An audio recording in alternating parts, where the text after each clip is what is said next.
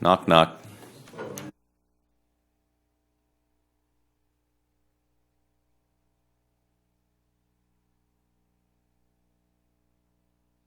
It's organized, structured.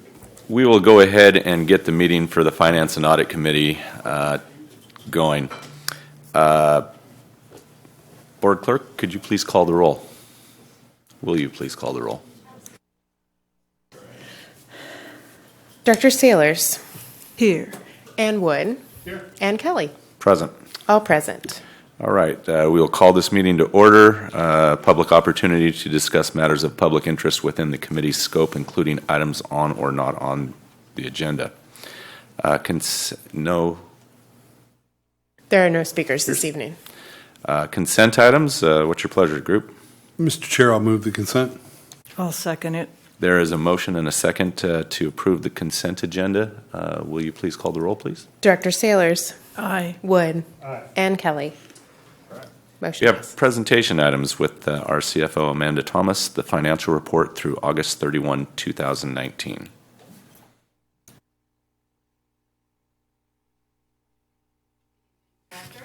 CFO Amanda Thomas here to present the financial report for the first 2 months of our current fiscal year 2019-20. So these are the 2 months ending August 31st, 2019.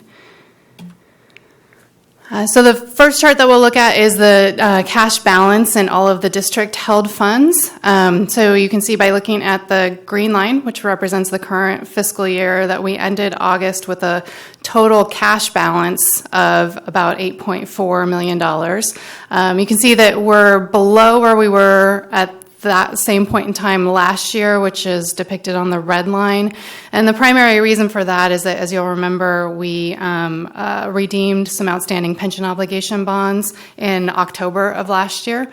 So when we're comparing to in August of last year, that redemption hadn't yet occurred, and so we had a higher cash balance as a result. This next chart I usually do at the end of the presentation, but I thought I'd change it up a little bit and show it right here, just to highlight the fact that in addition to the cash that we have in the district-held funds, the district, as you know, also contributes to the CERP, which is our Retiree Medical or OPEB trust fund. So those funds are held by CERP. They're not considered to be held by the district, and as you know, they can only be used for the purposes of meeting our retiree medical benefit obligation. Those funds, as of the end of August, totaled about $43.6 million, and over the life of our contributions to that, fund, those contributions have made up about $35 million, and then interest earnings on the balance in the fund has been about $8 million life to date. Okay, so now turning to look at what's happened in the general fund for the first 2 months of the fiscal year. This first chart is showing medic cost recovery. And as a reminder, the way that we track this revenue source throughout the year is we report based on actual collections. So the amounts that you're seeing for July and August in that red line on the chart is the amount of money that actually came in during those months. So it's not related to transports that occurred in those months, but it's money received in those months. And we sort of true up at the end of the year to reflect the actual fiscal year transport activity. So what's going on this fiscal year, you'll notice that red line is above our budget blue line. And the reason for that is that the GEMT Quality Assurance Fee program that became effective at the end of last fiscal year, but retroactive to the beginning of last fiscal year, has resulted in some retroactive payments that are related to 18-19 activity, but were actually received this year in 19-20. So that's about $2 million of the money that was brought in July and August is related to that, which is pushing that line up above the budget line.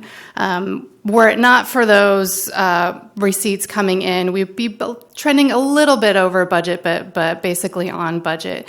So that's a bit of a timing issue in terms of why we're seeing the line higher than budget at this point in the year, and we would expect that to sort of even out through the end of the fiscal year when we make those accrual adjustments.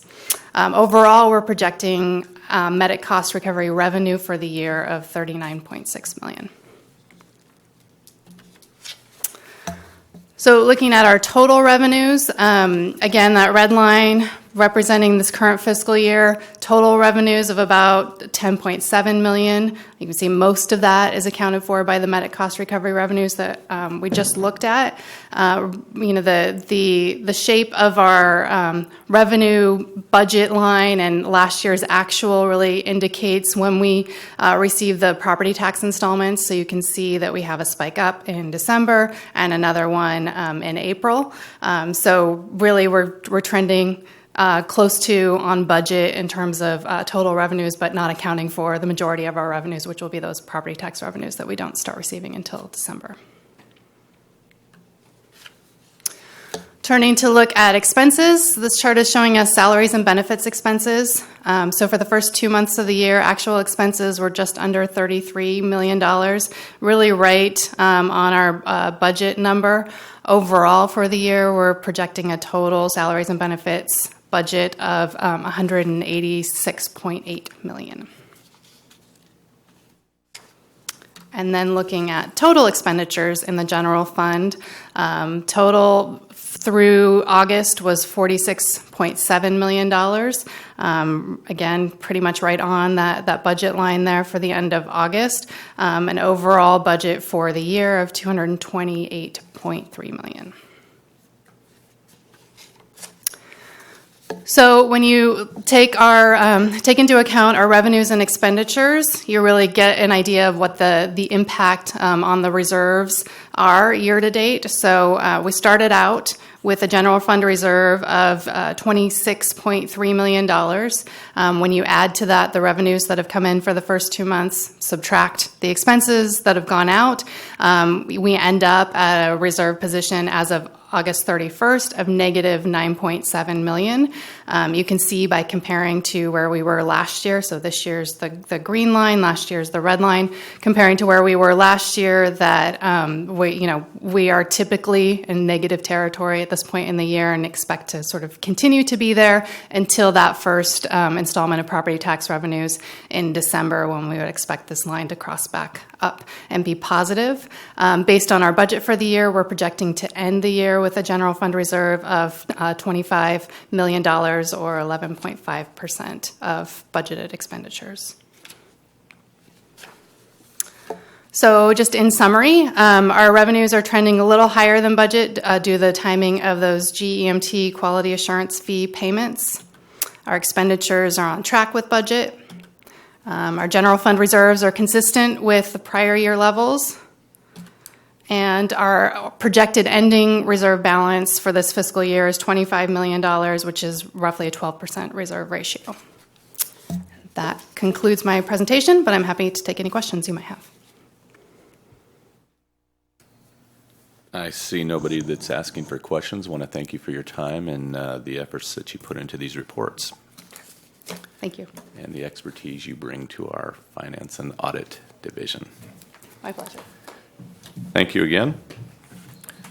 We have a next meeting date of December 12th, 2019, and that's a special meeting due to the holiday schedule. So that's, what is the 12th?